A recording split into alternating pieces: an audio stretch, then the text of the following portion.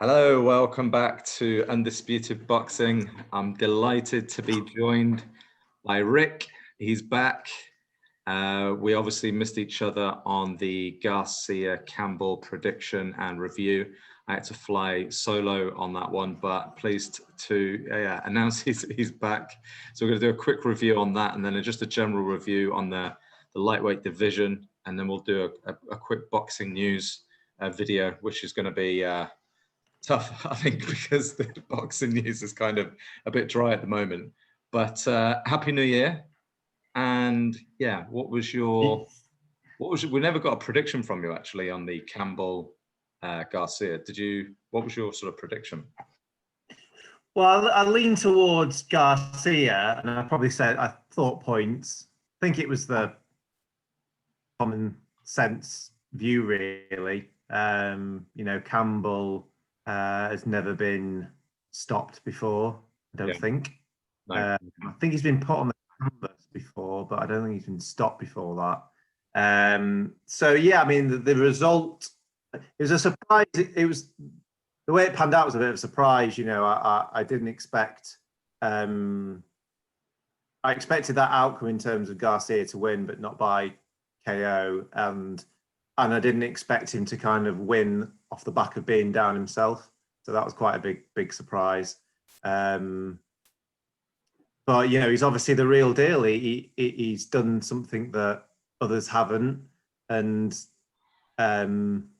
he is now at that level. Where he is amongst them, I'm still not quite sure. I don't think beating Campbell in that way means that you are at the top of that talented list, but it means that you should be able to have a challenge of them. Such a stacked division that it's and it's one of those. I know we'll probably get onto it, but it's one of those divisions where I think that certain ones could beat each other. I don't know if you'll ever get that person is the best. I think it's almost that person will beat that person, but then that person will lose to that other person who will beat that person, and it could be a bit like that. But yeah, you got to say you're impressed with him. He took the shot.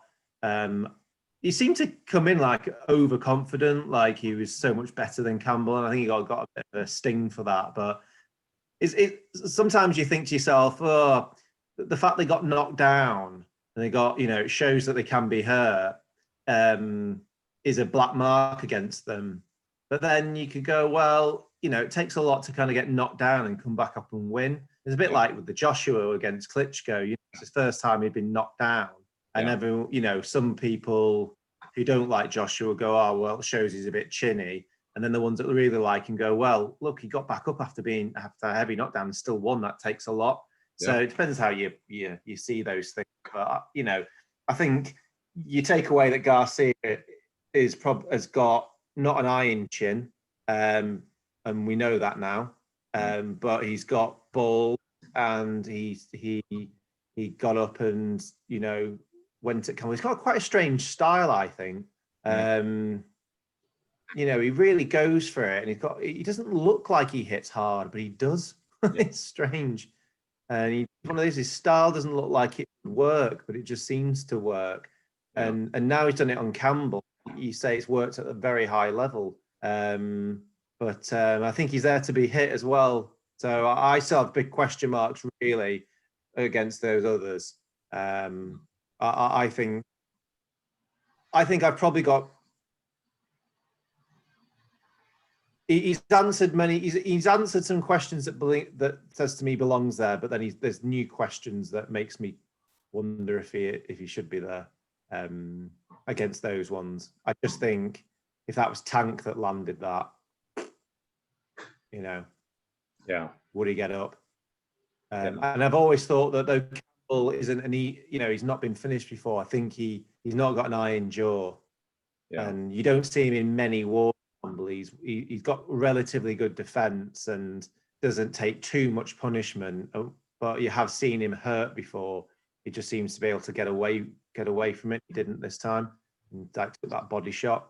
I just think the others he'll come up against have got a lot more to offer offensively, and probably can take a bit more than Campbell. Yeah. Yeah, in my post video like review, I said similar things in terms of like he's got quite a similar style to Oscar De La Hoya. Actually, he does kind of fight quite similar to him. He's got that kind of all action fighting style where he does get hit easy, but he has got great technique, great left hook, but he is there to be hit. And I think he's one of those where he'll go on to have a glittering career, but he'll probably notch maybe, five, because of the way he fights, probably like 5 or 6 losses, which is similar to what happened to Oscar De La Hoya. And I think a Devin Haney or a Teofimo Lopez, whilst Devin Haney is still unproven, I think Teofimo Lopez is the more complete, more well-rounded boxer. He has better defense, better head movement. So that's the other thing. I didn't think that Garcia had great head movement. And that's part of the reason why he gets hit crazy. But another thing I forgot to mention in my post video was that he's got a great work rate. Like he was on Campbell, and I think that's part of the reason maybe why he didn't get up, like that body shot. But he worked him for every second of every minute of every round, and I think he was just exhausted, as well as obviously nasty body shot. Yeah. The things with Lopez and Haney and people he's going to up against, they're young as well, so they'll be able to work at that rate. I think the fact he went down off that shot is a bit of a bad mark against him, because he's going to get tagged because of his style, and he's going to get tagged against a lot bigger punchers. And it's weird. It could be that he's got the right style to beat Haney, because Haney doesn't have big punching power. So therefore, he could take a few shots off Haney and maybe rattle Haney and get him down. Yeah. But Lopez and Tank and that, they hit very hard. Yeah.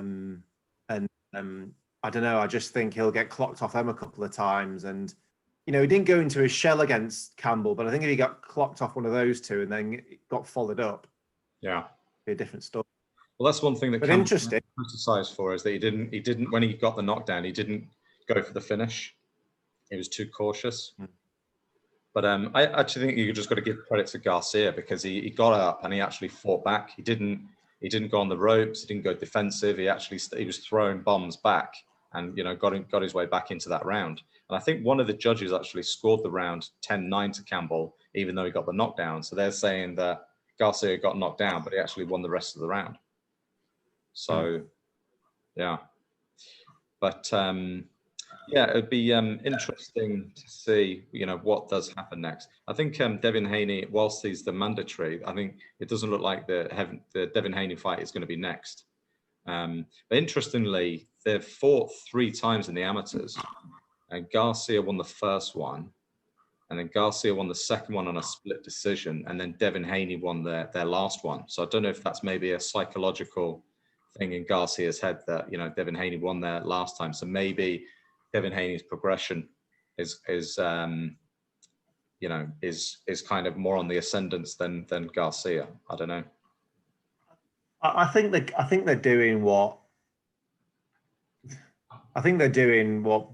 promoters tend to do, really, which is they're shouting up Tank because he's got probably the biggest profile of them all. And he's got the biggest profile, but he may not be the best. And therefore, it's like, risk will reward. He's got the biggest reward and still a big risk, and maybe a bigger risk than Haney, but maybe not much of a different risk versus Haney, but a much bigger reward. And I also think De La Hoya just doesn't want to. I think a lot of it is De La Hoya just does not want to work with Hearn. Yeah.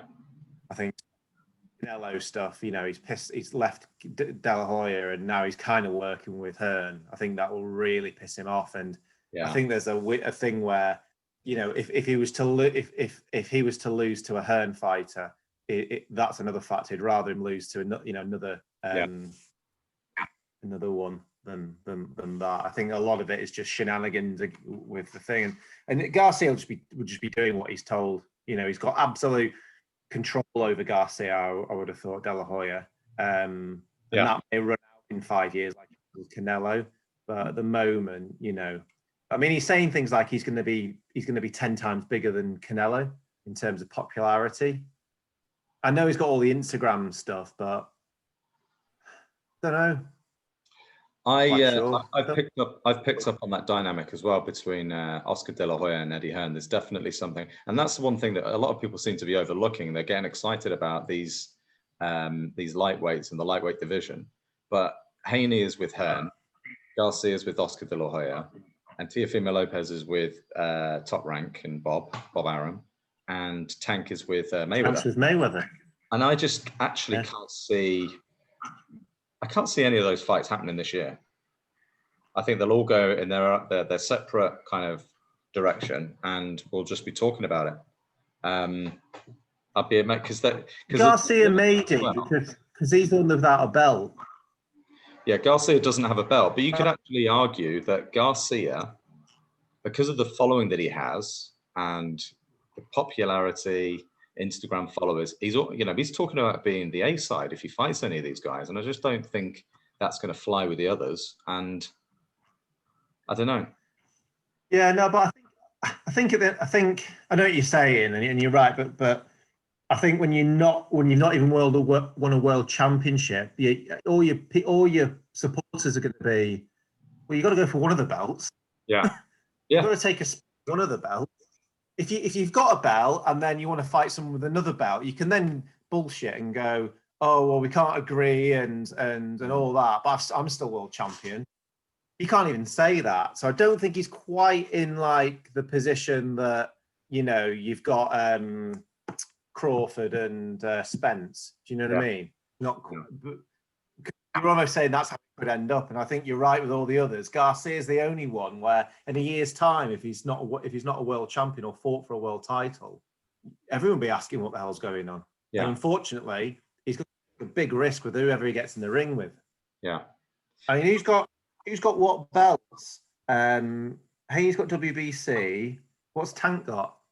I think Tank has got the WBA.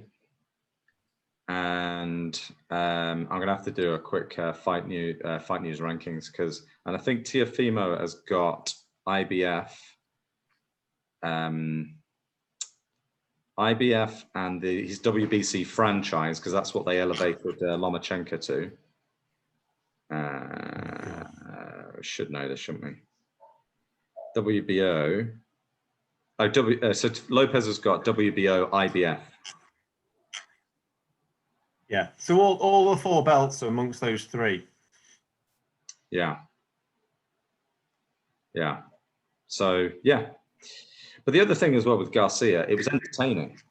Like he may not be, the boxing hardcore will go, yeah, well he's defensive, yeah, he's not great defensively and yada yada yada, but he's pulling in, big viewing figures and all the rest of it, and that is ultimately what's going to make him a star. As a fan, I'd like to see the Tank fight out of all of them. Yeah. I think I'd rather see that. I don't think Haney's all that entertaining, and it will be a good. Don't get me wrong, I wouldn't knock that fight. I'd like to see that. I just think the Tank fight would be great. I think they'll, trying to think how good is Tank's chin. Has he ever? He seems to be pretty solid, doesn't he? I think he's ever been down. Has he? No, he hasn't, and he's pretty much demolished anybody that he's been in front of. I mean, I'm still not overly sold on Tank, to be honest, and I think he is a little bit small for 135. I always thought he was a better super feather, but he's gone up to lightweight. But he's knocking the hell out of people though, at that weight. Yes, yeah, but he's a little bit smaller. And Garcia is easy to hit. If Garcia's easy to hit and he's not got an iron chin, which he has shown now.